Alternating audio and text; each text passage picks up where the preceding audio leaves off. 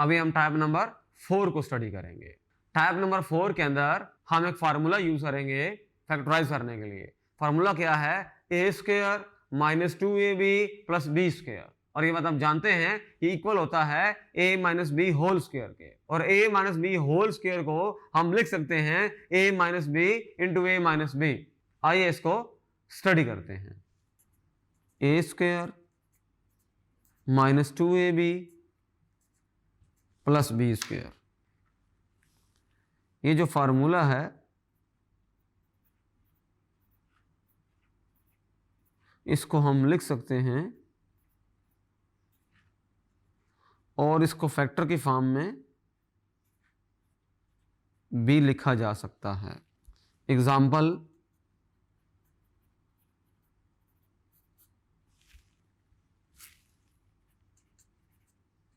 Twelve x square minus 36x plus 27। देखें, पहले तो ये है कि चीज देखें कॉमन क्या आ रहा है। हर जगह से 3 कॉमन आ रहा है, तो यहां रह जाएगा 4x square minus 12x plus 9। बहुत सवाल ऐसे होंगे जिनके अंदर 2 टाइप होता है इन्वॉल्व हो रही हूं। हमने पहले टाइप 1 जो स्टडी की थी, यानी कि हर टर्म के अंदर से हमने देखा कोई चीज कॉमन आ रही है तो हमने 3 को बाहर कॉमन लिया। अब ये एग्जैक्टली टाइप 2 के मुताबिक है।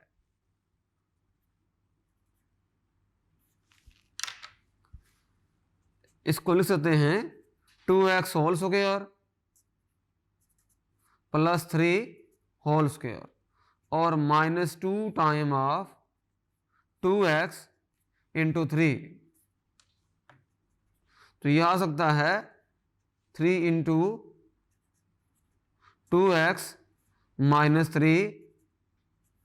ये फार्मूला बन जाता है a square minus 2ab plus b square, यानी a minus b whole square.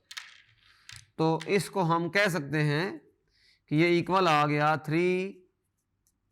2x minus 3 2x minus 3। तो finally 12x square 36x 27 can be written as.